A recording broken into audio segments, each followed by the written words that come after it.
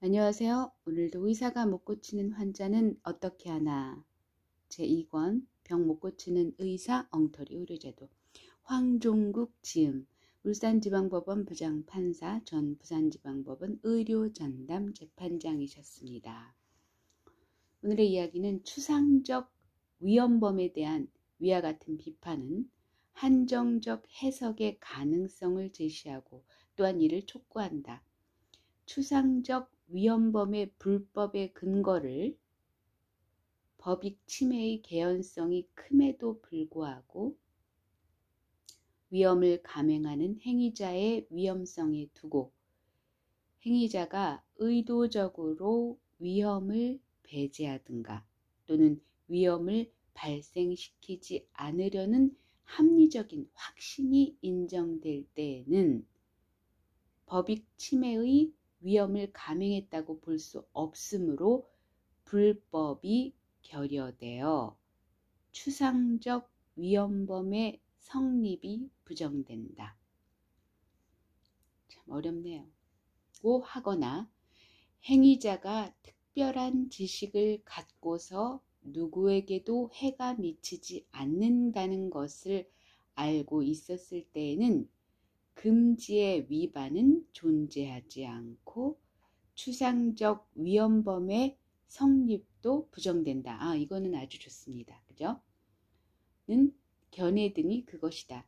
이러한 견해는 추상적 위헌범의 위법 내용에 대하여 한정 해석의 가능성을 제시하는 것들인데 그 기반에는 구체적인 경우에 위험 발생이 전혀 없는 경우에는 처벌해서는 안 된다는 판단이 포함되어 있다. 이러한 이론적 경향을 전제로 좀 더 구체적인 해석론을 전개해보자. 추상적 위헌범이든 구체적 위헌범이든 위헌범의 성립을 긍정하기 위해서는 구체적인 행위가 처벌 근거로서의 위험을 갖지 않으면 안 된다.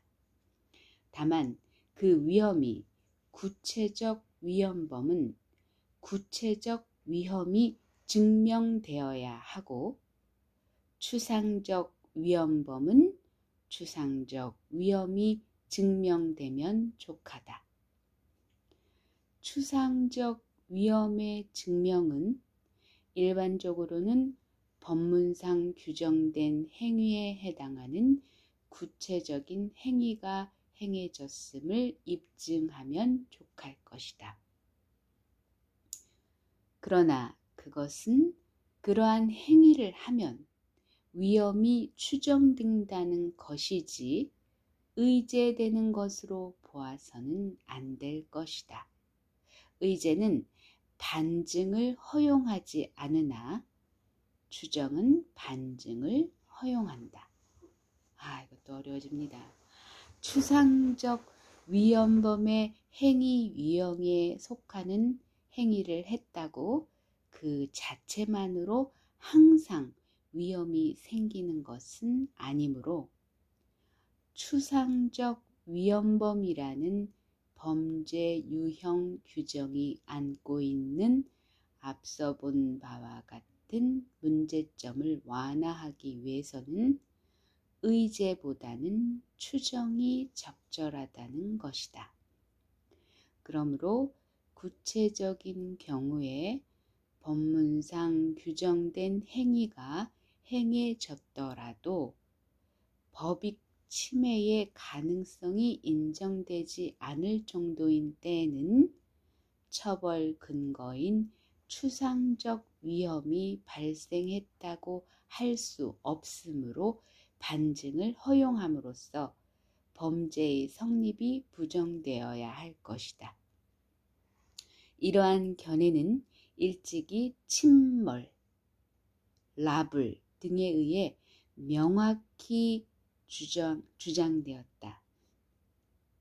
만약 그렇게 보지 않고 실행 행위의 존재를 확인하는 것만으로 충분하다고 해버리면 순수 불복종에 대한 처벌이 되는데 이는 기본적으로 부정되지 않으면 안 된다.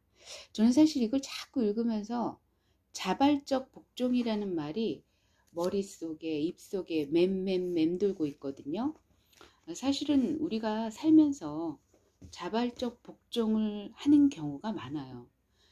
이제 특히 똑똑한 사람들이 자발적 복종을 더 잘하게 되어 있어요. 왜냐하면 알기 때문에. 어설프게 안다는 말은 감히 못하겠고요.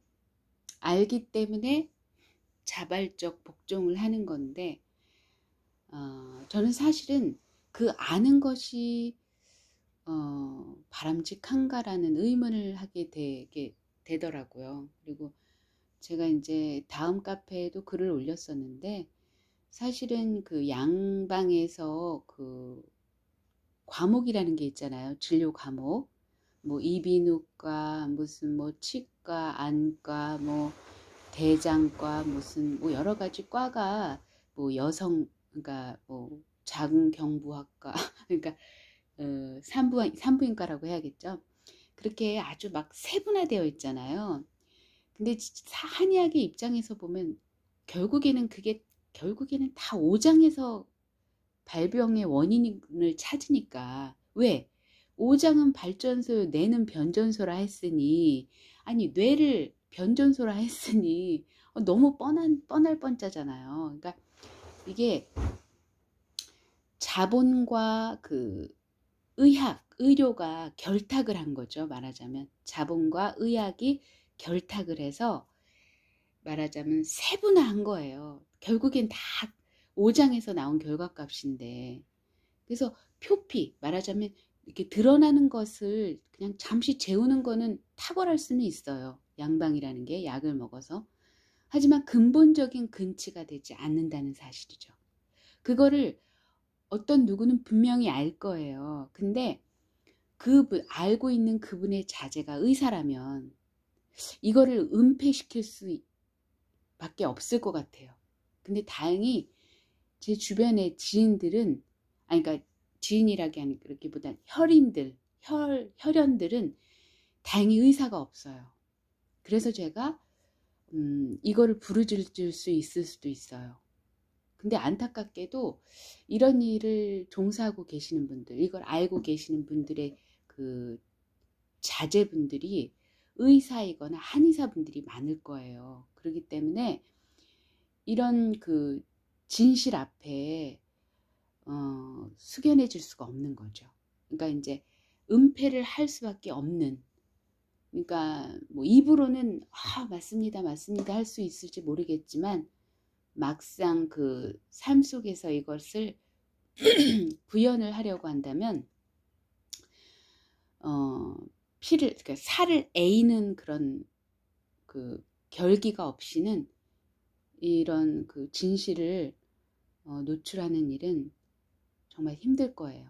그래서 저는 자발적 복종이라는 게 막 제 머릿속에 맴돌고 입속에 맴돌고 막 이 삶이 우리는 자발적 복종에 살아가고 있다는 거는 명명백백하다고 저는 보고 있거든요. 왜냐하면은 사실은 그 시월드 세계도 그렇고, 왜 시월드라는 얘기가 나왔겠어요. 그러니까 외국에서는 시월드라는 말은 없어요. 있을 수가 없어요. 왜냐하면 굉장히 독립적인 삶을 살잖아요. 그들은 이게 결혼 전부터 이미 독립적인 삶을 살기 때문에 있을 수 없는 일이에요. 내 삶을 누가 감히, 그게 시부모가 됐든 부모가 됐든 내 삶을 조종할 수가 없는 거예요. 어느 누구도.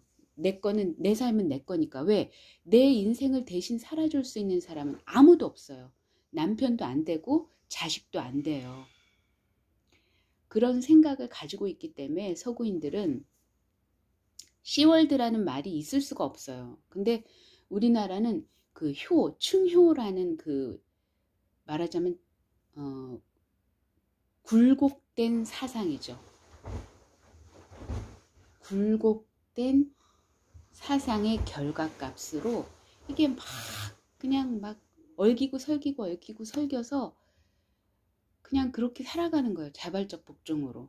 뭐 그것을 굉장히 위대하고 칭송하는 분위기고, 안타깝지만 현실이 그렇습니다. 오늘도 즐거운 하루 되시고 다음에 또 뵙겠습니다.